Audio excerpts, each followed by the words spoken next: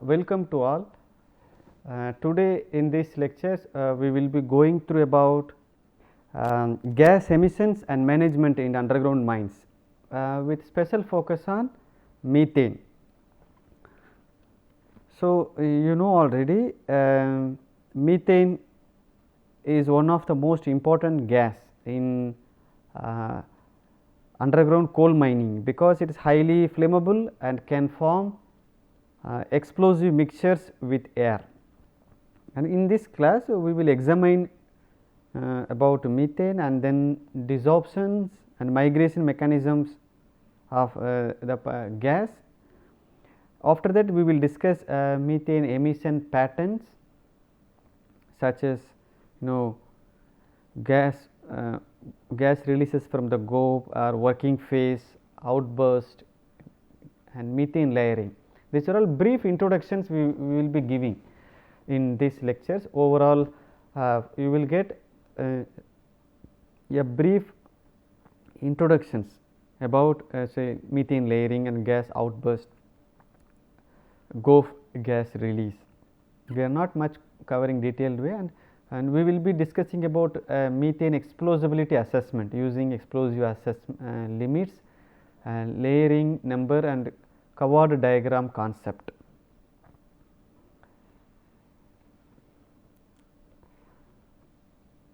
So, methane previous classes also, some classes we have seen already brief about methane, and methane is the most common hazard gas in underground coal mines.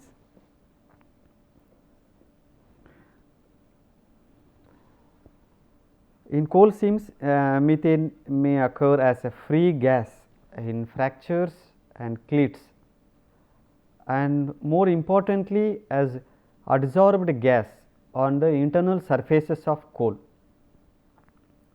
So, when coal is cut, whether it is that disintegration happens, whether due to blasting or you are using cutting machines, let us say shearer or continuous miner, whatever cutting machines,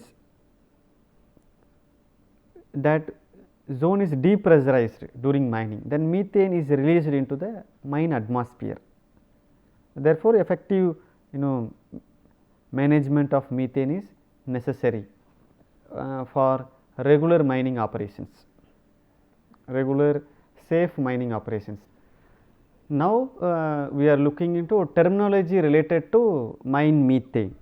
The term fire damp generally refers to a combustible methane rich mine gas mixture. It may contain methane along with smaller proportions of nitrogen, carbon dioxide, ethane, ethylene and other gases. And coal mine methane or CMM refers to methane associated with active coal mining operations and drainage system. And then abandoned mine methane refers to a methane emitted from or recovered from a closed or abandoned mine workings. So, methane management is therefore important for both safety and in some cases energy recovery also. Physical and chemical properties of methane. What is the molecular weight? 16.0 gram per mole. Some brief. Why are we studying this? Because by knowing it, you know the reactions, how methane interacting with other gases, or especially in underground mining situations, and the methane, where the methane generally accumulates depending upon the specific gravity of the methane. So, you can see that 0.55, it is a specific gravity about, so lighter than air. So, it is accumulation happens in the roof in general in the initial level, and then it can spread. So, 0. It is a lighter than air means you can say the air, assuming that the air forms a different layers based on its internal mixtures density. Now, you can see where the methane can be there in a normal situation. And then colorless, odorless, tasteless. So, we cannot see it, taste it also, detect. So, you need equipment, different sensors or different other equipments, instruments to detect the presence of methane. So, act as a simple asphyxiant by displacing oxygen. What does it mean? Displacing oxygen means if the methane is occupied, even though it is not a like CO gas, CO2, these are all harmful gases. CO, carbon monoxide, is a toxic gases, poisonous gas. But the methane, if you inhale it, even it is not like CO or CO2 like toxic, but it can displace the oxygen. So, you will have lack of oxygen in the atmosphere. If methane presence is very high, then there is a possibilities are there, the oxygen may be below the required level. Burns with pale blue flame, highly buoyant and tends to accumulate near mine roof. So, these are the some physical and chemical brief about physical and chemical properties of methane. Here let us see where physical and chemical properties of methane we have covered, molecular weight, specific gravity, colorless, odorless and tasteless gas, cannot be detected by human senses, act as a simple asphyxiant by displacing oxygens and burns with blue flame. These are all the different properties you have seen. And methane explosibility characteristics. Methane becomes dangerous when it mixes with air within the explosible concentration range. In normal air, the explosive range is commonly quoted as approximately 5% to 15% methane by volume for engineering applications, and some textbooks you might have seen that may be 5.4%, there is lower explosive limit and upper explosive limit near 14 to 15 in between. But for our general engineering related applications and for your quick recalling, 5% to 15%, lower explosive limit 5%, upper explosive limit 15%, and the most explosive mixture occurs at approximately 9.5% to 9.8% of methane. If the oxygen concentration is reduced sufficiently, the flame propagation cannot continue. The limiting oxygen concentration is close to 12% of 12% for methane air inert mixtures. That is why methane control must consider both methane concentration and oxygen concentration. Then we little more study about the methane air mixtures in details. Here covered diagram, researchers covered has done lot of with the experimental setup, and then that graph will give in what is the explosive range and then what happens in different places. Let us say as we classify as a majorly two, explosive zone and the non explosive zone in that mixtures, methane air inert gas relationships. So, used extensively, this covered diagram used extensively in mine air and explosion analysis, it indicates explosive and non explosive mixtures, and this diagram here you are seeing it. This diagram represents the methane concentration on the horizontal axis and the oxygen concentration on vertical axis.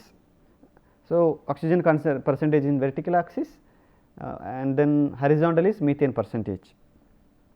Let us say there are you are seeing the A, B, C, D marking you are seeing, let us say A, B, C and then D, E. So, let us we say there are 5 zones A, B, C, D, E, and then what is A zone? The zone A represents mixtures that are not presently explosive, but may become explosive if more methane is added, because the zone A is comes under lower limit of explosive, you can see that, because here let us say near about this portions, if you see here it is about 5.4% or the 5% in that range. So, if methane is added, then it has sufficient amount of oxygen. If methane is added, it can become explosive, and this can happen in poorly ventilated areas or sealed zones where methane concentration increases with oxygen remains sufficient. and then zone B is the explosive zone. This is zone B where you are seeing here, you see here zone B, I am just marking it. This is a explosive zone. A flame can propagate through mixtures in this region, and then zone C you are seeing there represents methane rich or oxygen deficient mixtures that may become explosive when dilute with the air, and then zone D represents mixtures that cannot become explosive by normal air dilution, because the dilution path does not pass through the explosive zone.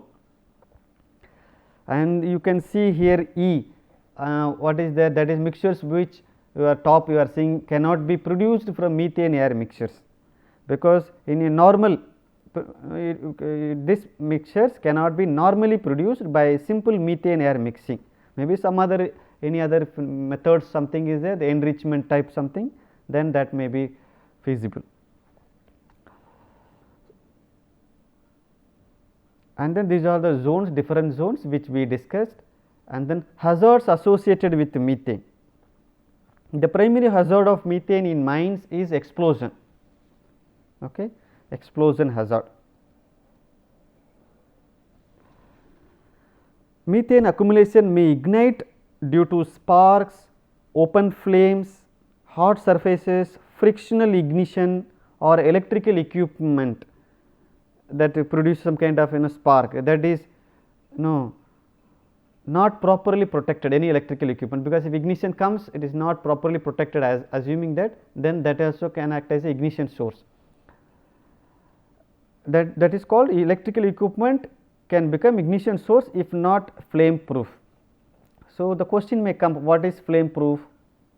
Can anyone give answer for this? What is flame proof? Let us say flame proof apparatus. What does it mean? Just we will come back to this some other time. So, you see yourself and give your answer.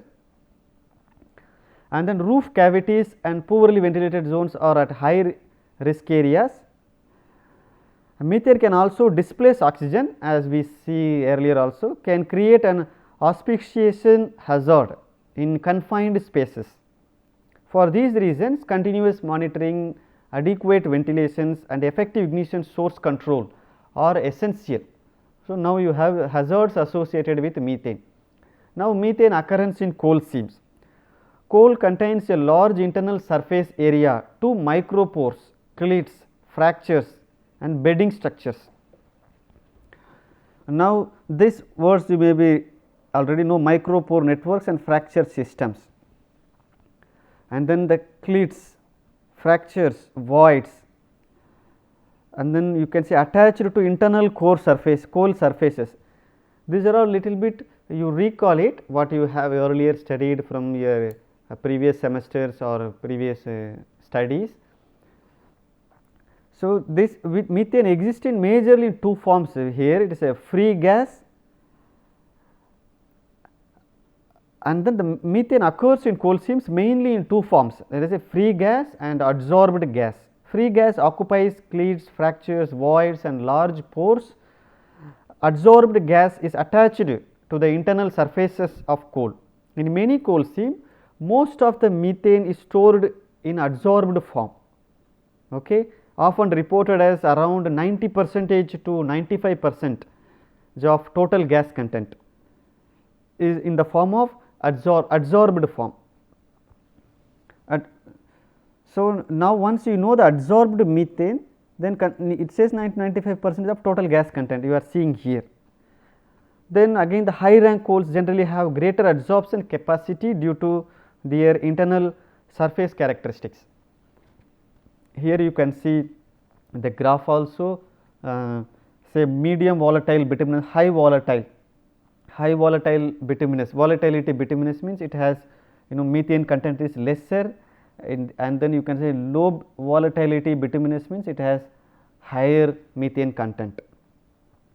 With you can see even again another interpretation also you can see with the depth, at certain depth the rate of the methane content is somewhat it is increasing, you can see these rates here, and then after certain depth you can see it somewhat it's trying to reach the saturation position in that slope is somewhat you see decreasing.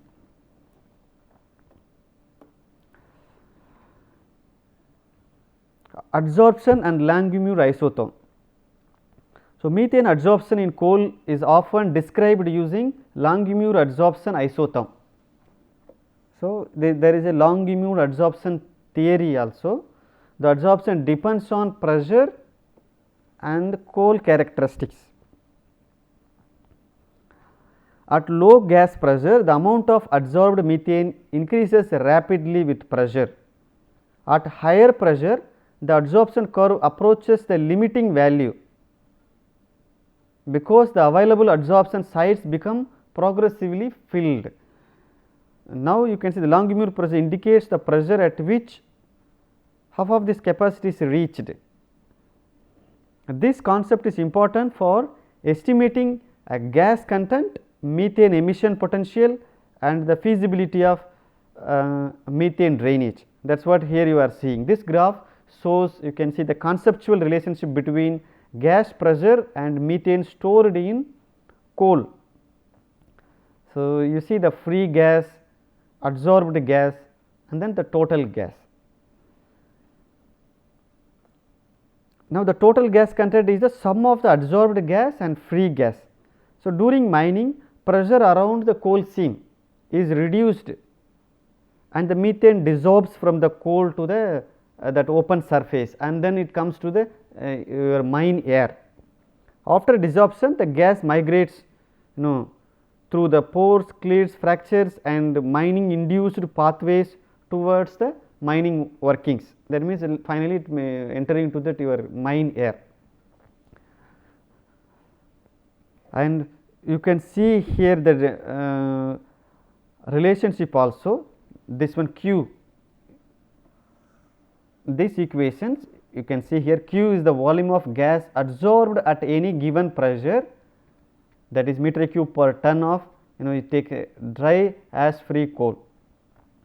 Now, the Q max, the maximum amount of gas that can be adsorbed as a monomolecular layer at the prevailing temperature, and then P is the reservoir gas pressure in megapascal, and then B Langmuir adsorption constant, a function of the adsorptive bond between the gas and the surface.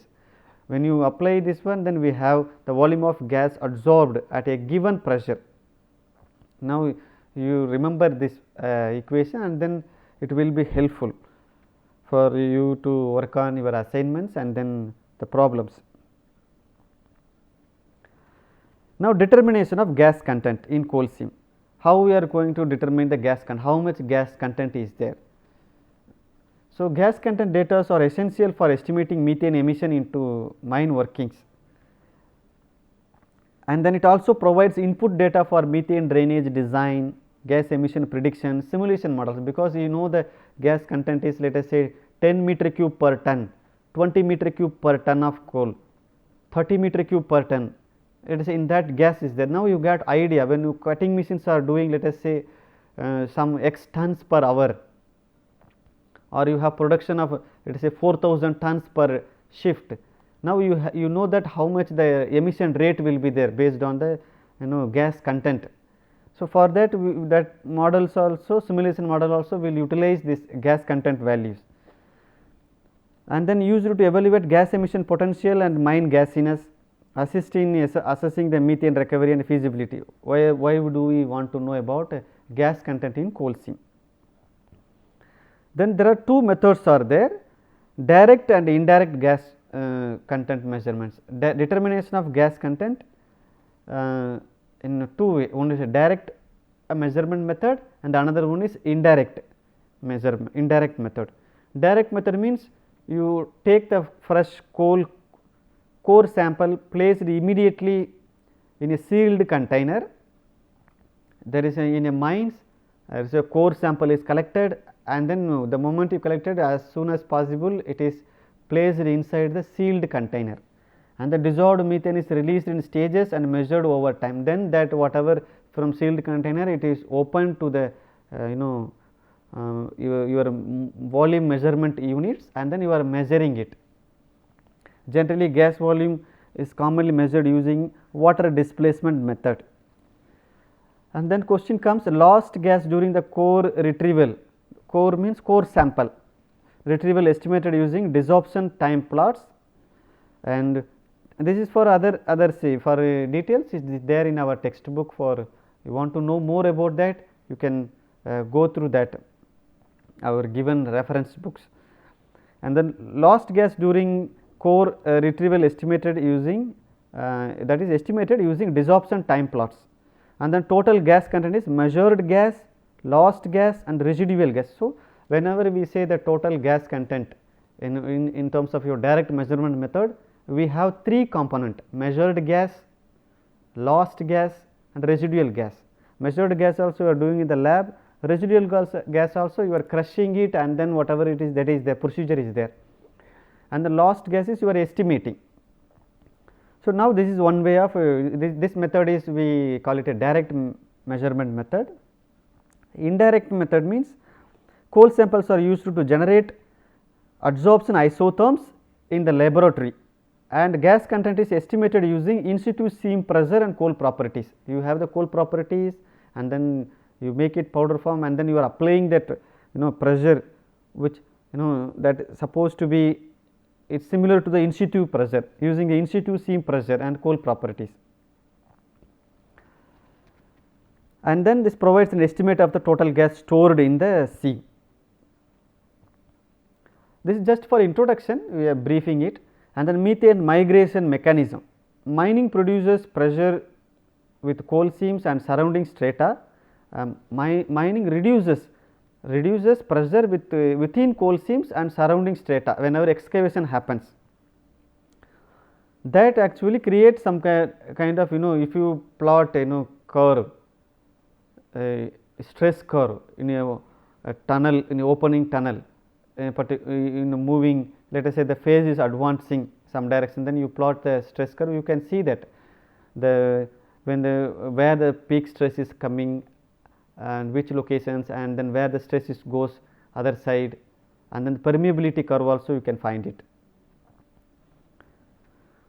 So, the pressure reduction initiates methane desorption from coal surfaces, and then migration occurs in two, we can say methane migration can be understood in two major stages. One is diffusion through micropores governed by Wick's law, and then flow through the fractures governed by Darcy's law. The driving force, for example, the gas diffuses the coal micropore system towards cleats and fractures. Second, gas flows through cleats, fractures and larger permeability pathways towards the mine opening. The driving force is the difference between high gas pressure and the coal or strata and lower pressure in the mine workings, and mining induced fractures can significantly increase permeability and accelerate gas emission. Then Fick's law and diffusion flow. The diffusion occurs because a concentration gradient within the coal matrix, because of a concentration gradient within the coal matrix, methane moves from the regions of higher concentrations towards the regions of lower concentrations. We can see here higher concentration regions to lower concentration regions, and this law describes gas diffusion behavior in mathematically. Let us see, and you can see here the basic form of this law may be written as u x is equal to minus d, you can see the gradient also. What is that gradient? Del c by you can see del x. The concentration gradient that we are naming here is a concentration gradient, where c is the concentration of specific gas expressed as a volumetric ratio, okay, and x is the distance in meters, and moreover the negative sign is necessary as a movement occurs in the direction of decreasing concentration. And then Darcy flow after diffusion, Now, stage 2 starts. After diffusion, methane flows through the cleats and fractures, and then Darcy law governs laminar flow through the porous media, and then this flow depends on permeability, and that permeability also changes with the stress conditions. So, increased permeability accelerates methane inflow from inflow into workings. Fundamental principles for methane drainage. Fundamental principles, this is very fundamental principle for methane drainage design, and then this is the equations you are seeing here, and here you can see the pressure gradient d del p by del x, you can say. Now, what is as simplified form also we are seeing, and therefore, the methane migrates towards excavations through cleats, fractures and stress reliefs pathways. And in this diagram, little bit if you see it, this schematic diagram or general diagram, let us say the you can see working area is here, and then you can say overlaying strata, immediate roof somewhere in the top, you can see here the top immediate overlaying strata, and then immediate floor underlying strata, floor source bed, maybe gas bearing floor strata, and then roof source gas bearing. How from there these are all gases are trying to migrate towards the workplace. You can see here the working phase line, and the left side is go for caved zone. This also the larger behind a long wall phase, the surrounding strata experiences stress relief and fracturing. This creates a zone of increased permeability in the roof and the floor strata. If these strata contain methane, the increased permeability provides enhanced pathways for gas migration towards the working horizon. Methane may therefore enter the ventilation air not only from the freshly cut coal phase, but also from the adjacent source beds. In addition, we can see the broken coal continues, for example, the belt conveyor system is transporting or continues to dissolve methane during loading and transport. So, this is why the local methane emission can be spatially or temporarily variable. Methane emission patterns in mines. Methane can enter in mine workings through several mechanisms. Exudations refers to continuous gas release from freshly exposed coal surfaces, broken coal we can say, and then GOF gas releases occurs, and a stress relief in adjacent seams can also enhance methane desorption and flow. And then emission rate depends on various factors, we can say geology, gas content, permeability, and mining rate, panel layout, and the ventilation conditions. So, now this is some kind of brief about the methane emission patterns in mines. You can see the freshly exposed roof here, and then these are adjacent strata, from there how trying to move towards the workplace, and the GOF from that releases, and then transport system in the near the face. If its belt conveyor is transporting the coal, broken coal, then that continuously the desorption happens. Coal and gas outburst. The coal and gas outburst is a sudden and violent ejection of coal and gas from the seam. It is usually associated with high pressure, high gas pressure, high stress, and weak or fractured coal.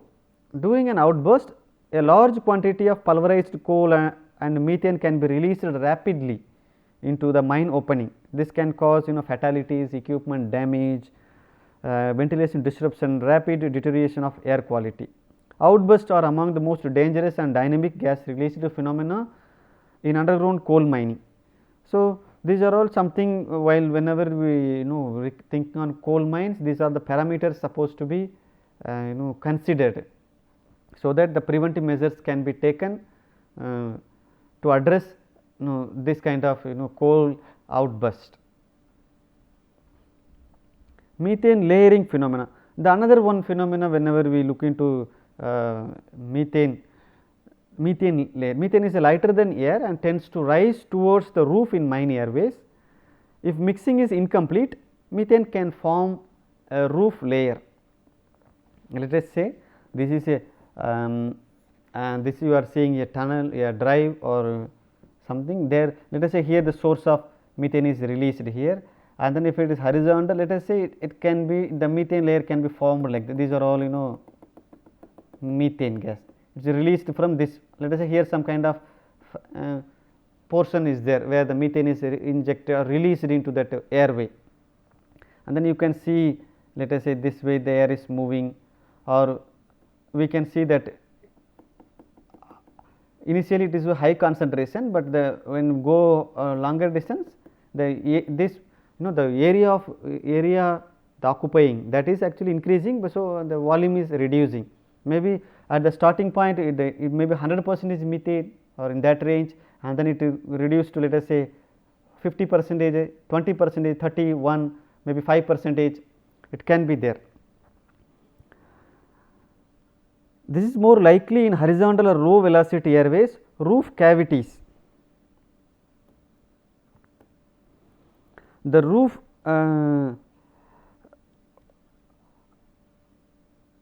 for example, methane layering is hazardous because the layer may contain flammable mixtures, while the average airway concentration appears safe.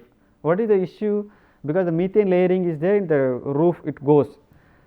Now, you are measuring your methane concentration at your height, or you are carrying the flame safety lamp, or you are carrying some instrument, then you are measuring it.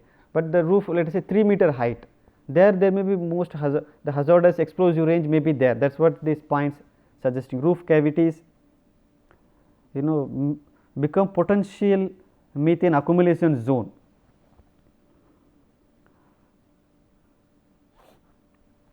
So, therefore, a methane layer can also provide a flame propagation path along the roof also. Therefore, the ventilation must ensure adequate mixing and prevent accumulation of roof cavities and in dead zones.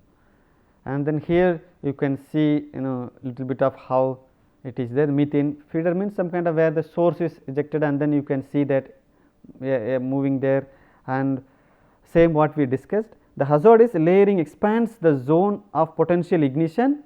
It can also provide a flame pathway towards the roof cavities, gulf areas, or larger methane accumulation. Let us say here it starts, and then let us say it is traveling a longer distance. If it enters into some other zone, then if somewhere ignition starts, then that flame can follow that path and reach into some other larger methane accumulation zone also.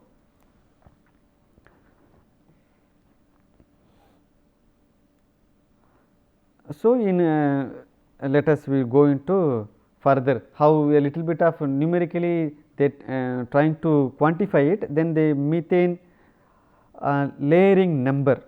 The methane layering number is an empirical indicator used to assess whether ventilation velocity is sufficient to disperse the roof methane layer. Previous slide we have seen that we have to disperse that methane layer, so that it should not forming it. Now, the question comes, okay, at what quantity, what is any other situation, how. So, in that one empirical relationship we are seeing here is the velocity, the minimum velocity is sufficient to disperse a roof methane layer. Then what is that, how do I know that minimum velocity? So, now you can see it relates to the methane, then that concept of methane layering number comes. It has a functions of velocity and then volumetric inflow rate of methane at the roof, okay, volumetric inflow rate of methane at the roof, and then width of the roadway, and then this relationship is utilized, and then you are having, say, let this using this empirical relationship, a lower layering number indicates weaker mixing and a greater tendency for stable methane layering. A higher layering number indicates better mixing and a lower tendency for stable methane layering.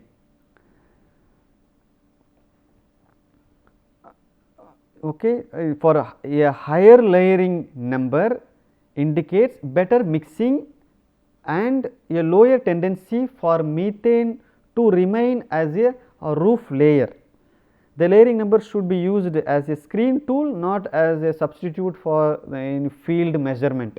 In practice, roof monitoring, airflow measurement and inspection of cavities are necessary. Then degree of gasiness in Indian coal mines.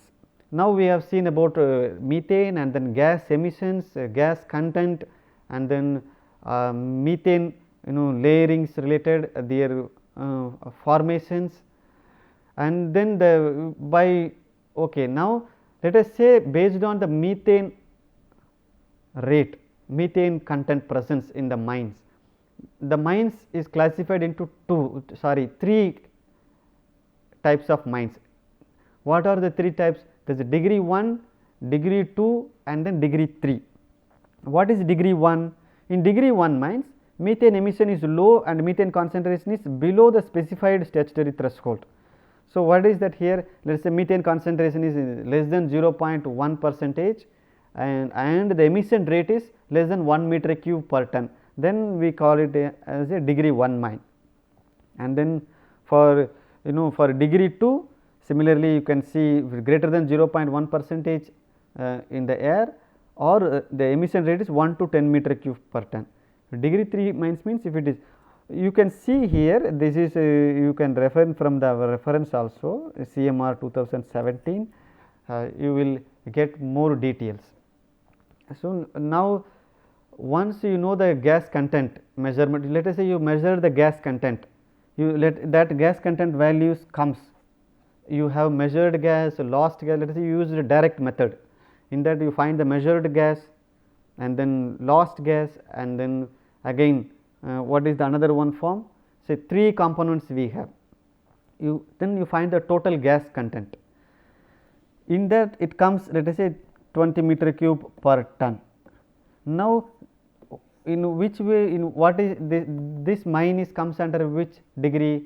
So, obviously, it is greater than 10 meter cube per ton. So, we say this is degree 3 mine. And then dilution ventilation method. The primary control strategy in underground mines is fresh, that is only dilution is mostly our engineering control way, primary method methane control strategy in underground mines. Fresh air supplied to dilute the methane below the statutory limits.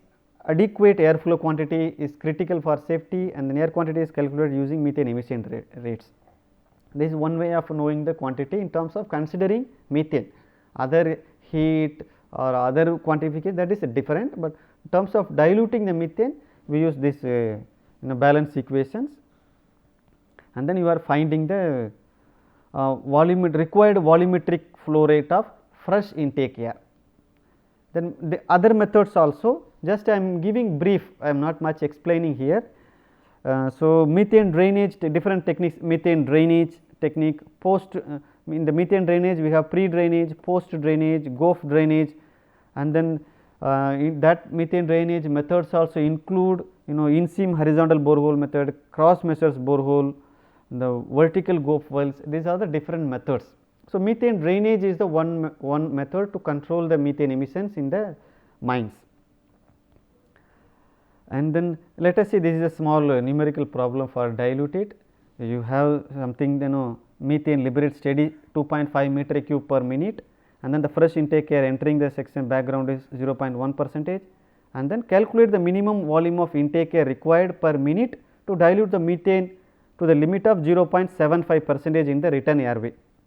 Then you are using it. So, you are finding the Q value.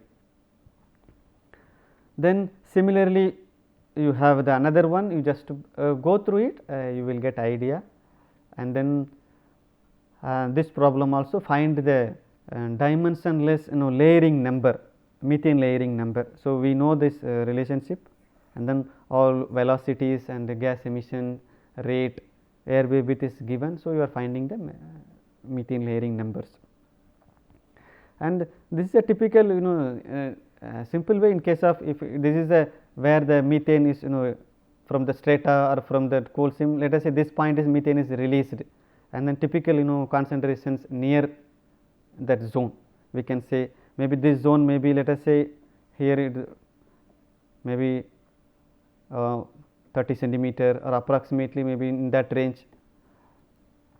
So, when you measure it, and this kind of typical, you can see it from the release. So, as methane dilutes from high concentration to low concentration, it passes, it must passes through the explosive range, 5 to 15%. So, good ventilation ensures this passage is rapid and the volume of gas in or above the explosive range is minimized. And these are all the references. And in conclusions, methane is one of the most critical hazards in underground coal mining. It is not toxic, but highly dangerous because it is flammable, explosive, buoyant and capable of displacing oxygen. Understanding methane occurrence, adsorptions, desorptions and then migration and the explosibility is essential for safe ventilation design. Methane hazards can be controlled through, we have seen adequate ventilation, continuous monitoring, and then we can see the methane drainage methods also.